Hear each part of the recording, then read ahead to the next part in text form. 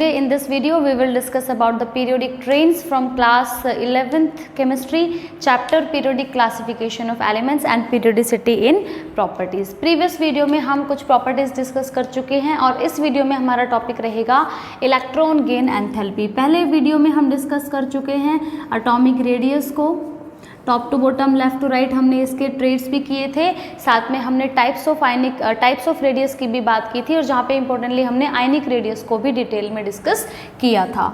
Second हमने discuss किया था आयनाइजेशन एंथैल्पी को, इसकी हमने डेफिनेशन, सक्सेसिव आयनाइजेशन एंथैल्पी की डेफिनेशन, उसके बाद factors affecting ionization enthalpy and after that variation along a group and along a period. ये चीज़ें हम प्रीवियस वीडियो में डिस्कस कर चुके हैं. अगर आपने कोई वीडियो नहीं देखी है तो वीडियो को ज़रूर देखिएगा, आप चीज़ों को बिल्कुल बहुत अच्छे से समझ पाएंगे, आपको पसंद आएंगी वीडियोस.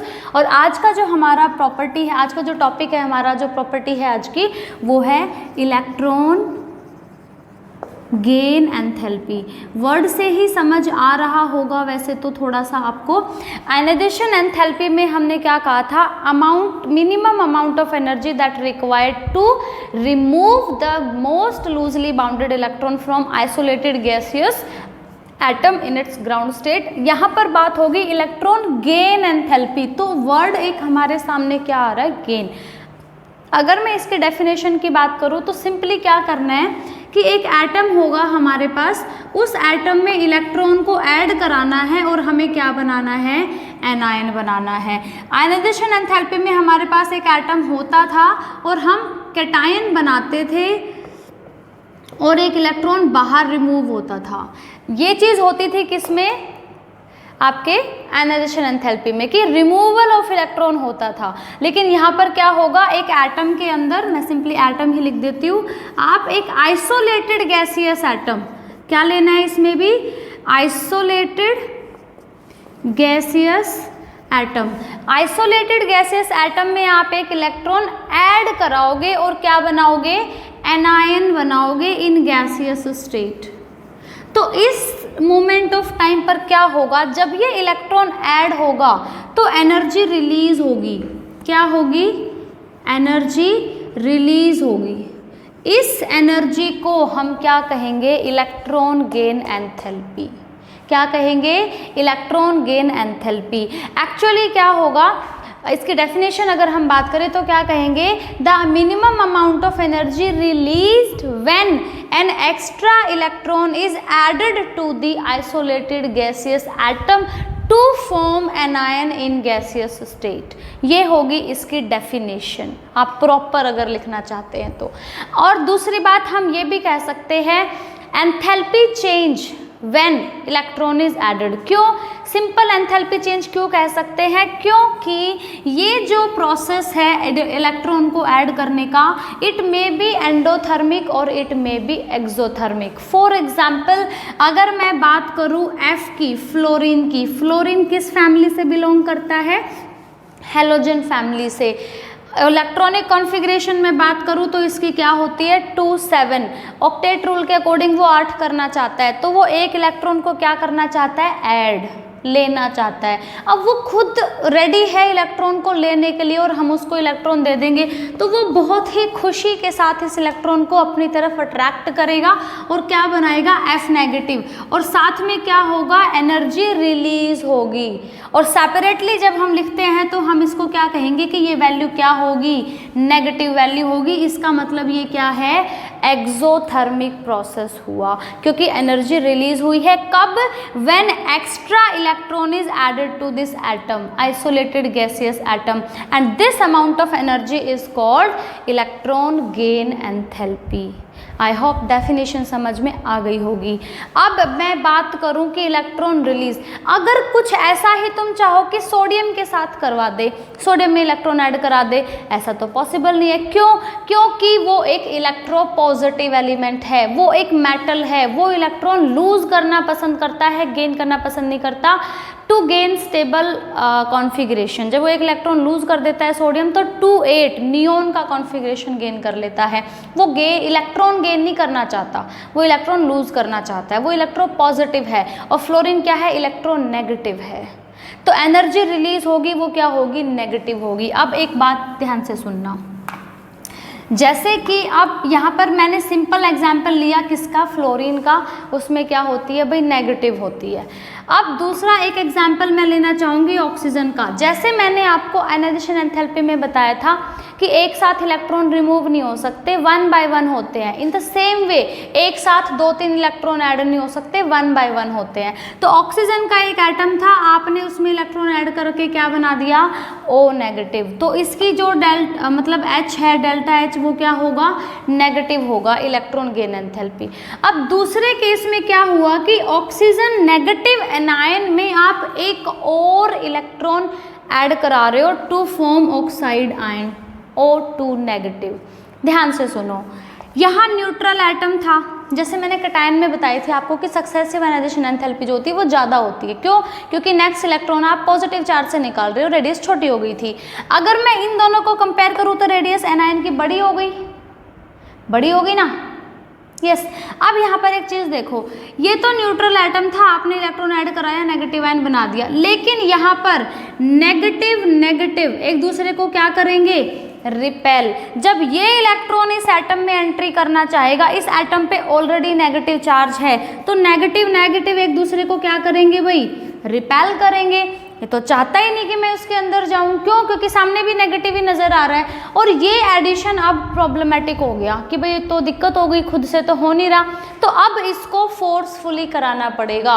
और जब हम ये काम फोर्सफुली कराएंगे तो इस केस में एनर्जी निकलेगी नहीं, हमें उल्टा लगानी पड़ जाएगी, क्योंकि हम फोर्सफुली उस इलेक्ट्रॉन को अब उसमें ऐड करा रहे हैं। तो उस केस में अब क्या होगा, बजाय की एनर्जी रिलीज होने के हमें एनर्जी देनी पड़ी, तो वैल्यू क्या हो गई, पॉजिटिव।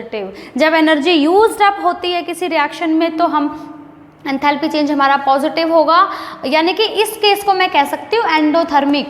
ये क्या केस क्या था, एक्सोथर्मिक, लेकिन अब दूसरा ही केस यहाँ पर क्या आ गया, एंडोथर्मिक का केस आ गया। तो हम सिंपली इलेक्ट्रॉन गेन एंथैल्पी को एंथैल्पी चेंज भी कह सकते हैं, क्योंकि it may be positive, it may be negative, it में बी पॉजिटिव, इट में बी नेगेटिव। अब ऑक्सीजन का ही केस ले लो, ये रीजनिंग क्वेश्चन आता है पेपर में, एनसीईआरटी का भी क्वेश्चन मिलेगा ये, कि the second electron gain enthalpy, ये भी तो एक सक्सेसिव का ही केस हो गया ना।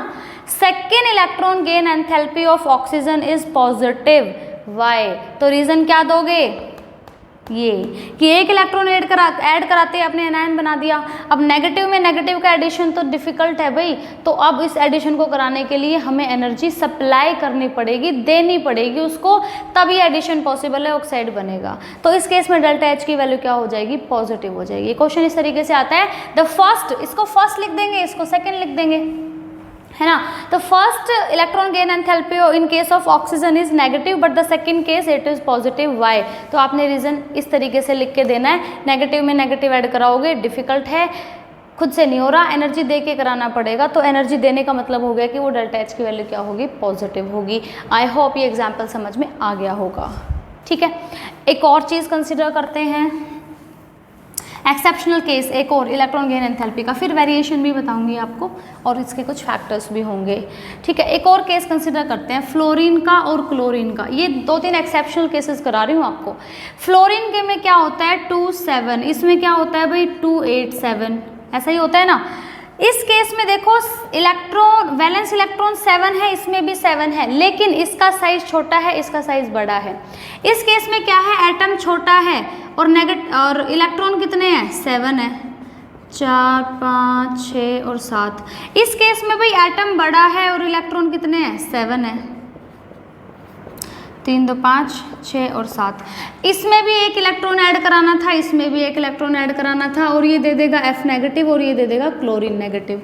सोचो दोनों में से किस में इलेक्ट्रॉन का एडिशन इजी है।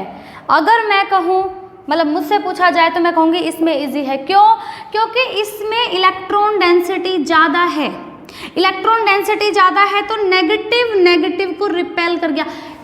स्पेस कम है, इलेक्ट्रॉन 7 है, स्पेस ज़्यादा है, इलेक्ट्रॉन 7 है, तो इस इलेक्ट्रॉन को तो इजीली जगह मिल सकती है इस स्पेस में।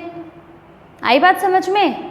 भाई घर में 7 मेंबर है लेकिन घर भी छोटा है, और घर में 7 मेंबर है लेकिन घर बड़ा है, तो जो घर बड़ा है उसमें 8वें के लिए इजीली जगह बन सकती है, और जो घर ऑलरेडी छोटा है, 700 पहले से रह रहे हैं, ये किसने भी आना है, आ तो जाएगा ये, लेकिन प्रॉब्लम आएगी ना। तो इसका जो डेल्टा एच होगा नेगेटिव ही होगा और इसका भी डेल्टा एच क्या होगा, नेगेटिव होगा, लेकिन ये क्या होगा, लेस नेगेटिव होगा। बेटा सुनो, नेगेटिव साइन यहाँ पर सिर्फ हमें ये शो कर रहा है कि एनर्जी रिलीज हो रही है। अब आप इस चीज़ को मत समझना कि मान लो एग्जैक्ट वैल्यू नहीं ले रही हूँ, मान लो कि ये हमारे पास -200 है और मैं कह दूँ कि ये -300 होता है, तो आप प्लीज़ ये मत समझ लेना कि ये नंबर बड़ा है और ये नंबर छोटा है, क्योंकि माइनस साइन है। माइनस साइन तो सिर्फ ये बताता है कि एनर्जी रिलीज हो रही है, मैटर करेगा मैग्नीट्यूड। तो ज़्यादा एनर्जी किस में निकली, क्लोरीन के केस में, जबकि इलेक्ट्रोनेगेटिव ज़्यादा कौन है, फ्लोरीन। तो रीजनिंग क्वेश्चन यही आता है, रीजनिंग क्वेश्चन ये आता है fluorine is more electronegative than chlorine, but electron gain enthalpy is more negative in case of chlorine. Energy ज़्यादा इसमें निकलती है, जबकि फोर्स ऑफ अट्रैक्शन इसका ज़्यादा होना था इलेक्ट्रॉन पे, क्योंकि मोर इलेक्ट्रोनेगेटिव है। इलेक्ट्रोनेगेटिविटी क्या होती है, the tendency to attract the electron ना टूवर्ड्स इटसेल्फ, तो इसमें ज़्यादा होनी थी, लेकिन होती क्लोरीन की ज़्यादा है। तो रीज़न क्या दे दोगे, small size of fluorine.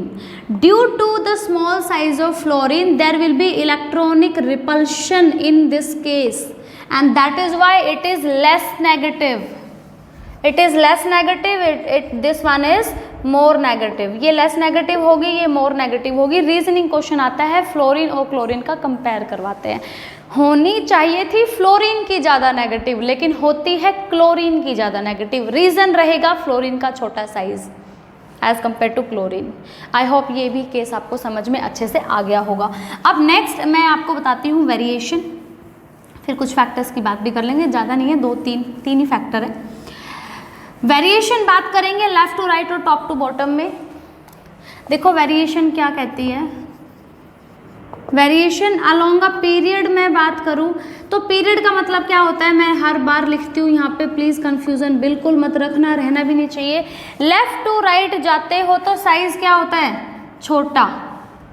Size छोटा होता है, इलेक्ट्रोनेगेटिविटी क्या होती है, इलेक्ट्रोनेगेटिविटी बढ़ती है।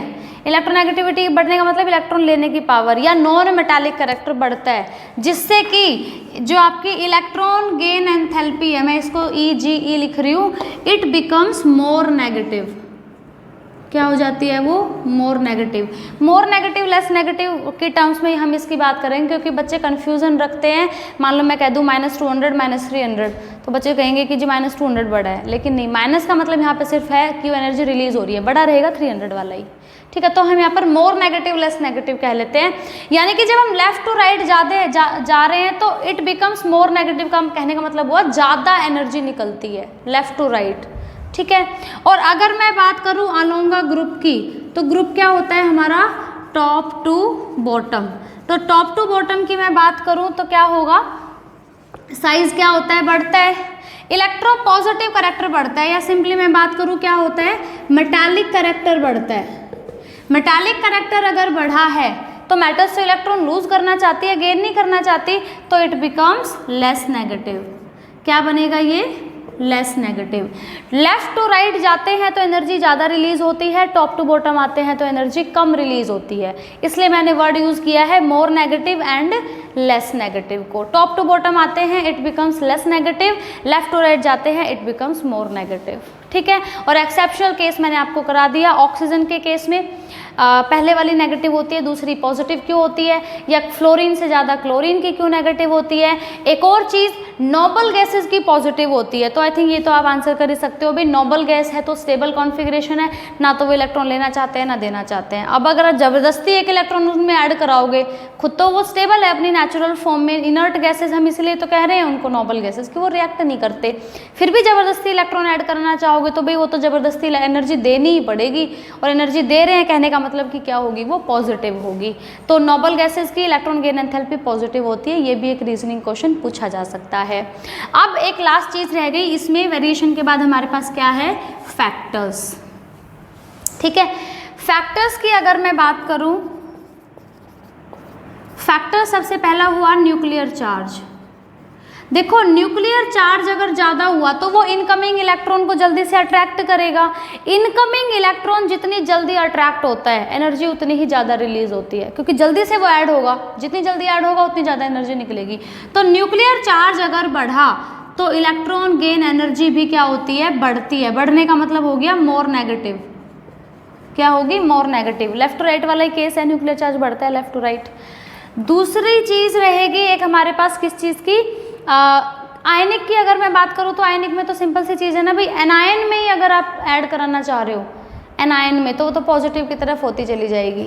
मान लो जैसे मैंने ऑक्सीजन का केस लिया था ना अभी भाई, एक तो आप O में ऐड करा रहे थे इलेक्ट्रॉन और एक आप O नेगेटिव में इलेक्ट्रॉन ऐड करा रहे थे, तो पॉजिटिव हो गई थी। तो चार्ज जैसे जैसे बढ़ेगा it becomes less negative. Charge अगर बढ़ता है तो EgE it becomes less negative. जैसे ऑक्सीजन के केस में था ना, पहले नेगेटिव थी फिर पॉजिटिव हो गई, तो वो लेस नेगेटिव ही कहेंगे ना उस चीज़ को, है ना, यानी कि कम रिलीज होती है अगर चार्ज बढ़ता है तो। आगे बात समझ में। तीसरे नंबर पे इलेक्ट्रॉनिक कॉन्फ़िगरेशन की बात कर सकते हैं।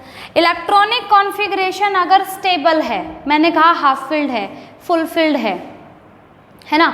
जैसे मान लो ऑक्सीजन और नाइट्रोजन को कंपेयर कर लो, नाइट्रोजन का एग्जैक्टली हाफ फिल्ड कॉन्फ़िगरेशन था, ठीक है, और ऑक्सीजन का 2p4 होता है, नाइट्रोजन का 2p3 होता है। तो p3 एग्जैक्टली हाफ फिल्ड है तो उसमें इलेक्ट्रॉन ऐड कराना मुश्किल होगा क्योंकि half filled is more stable. और ऑक्सीजन में 2p4 होता है, p4 यानी कि पार्शियली फिल्ड है ना, तो वो एग्जैक्टली हाफ है ना फुल है, तो उसमें इलेक्ट्रॉन ऐड कराना ईजी होगा। तो ऑक्सीजन की electron gain enthalpy more negative होती है एज कम्पेयर टू नाइट्रोजन, क्योंकि नाइट्रोजन का हाफ फिल्ड कॉन्फ़िगरेशन है। तो तीन फैक्टर रहेंगे, न्यूक्लियर चार्ज या चार्ज ऑन आयन की बात होगी या फिर इलेक्ट्रॉनिक कॉन्फ़िगरेशन की बात रहेंगी। ये रहेंगे हमारे फैक्टर्स जो हमने डिस्कस किए। या मैं साइज़ की भी बात कर सकती हूँ। फोर्थ नंबर पे साइज ऑफ एटम। तो साइज जितना छोटा होगा, साइज का एटम का साइज अगर छोटा होगा तो electron gain enthalpy it becomes more negative. वही एक तरफ बात होगी ना, लेफ्ट टू राइट वाली बात होगी। साइज छोटा होता जाता है तभी तो वो मोर नेगेटिव होती जाती है, क्योंकि साइज छोटा होने से इलेक्ट्रोनेगेटिविटी बढ़ती है। इलेक्ट्रोनेगेटिविटी ज़्यादा होने का मतलब इलेक्ट्रॉन जल्दी ऐड होगा, जल्दी ऐड होगा तो ज़्यादा एनर्जी निकलेगी, मतलब मोर नेगेटिव होगा। आई होप आपको इलेक्ट्रॉन गेन एंथैल्पी का पूरा कॉन्सेप्ट अच्छे से समझ में आया होगा। डेफिनेशन इंपॉर्टेंट है, successive electron gain enthalpy important है, एक्सेप्शनल केसेस जितने भी डिस्कस किए वो इंपॉर्टेंट है, variation and factors affecting. I hope अगर समझ आया है आप लोगों को बहुत अच्छे से, तो जाने से पहले वीडियो को लाइक जरूर करेंगे, शेयर करेंगे अपने दोस्तों के साथ ताकि वो भी चीज़ों को बेटर अंडरस्टैंड करें। और अगर आपने चैनल को अभी तक सब्सक्राइब नहीं किया है तो प्लीज़ चैनल को सब्सक्राइब कीजिए। कोशिश हमेशा यही रहती है कि अच्छे से अच्छा ईजी तरीके से, ईजी लैंग्वेज में कॉन्सेप्ट को एक्सप्लेन किया जाए ताकि आप ईजी तरीके से उसको रिटेन कर पाए, समझ पाए। ठीक है, मिलेंगे अगली वीडियो में अगले टॉपिक के साथ। Thanks for watching till end good bye.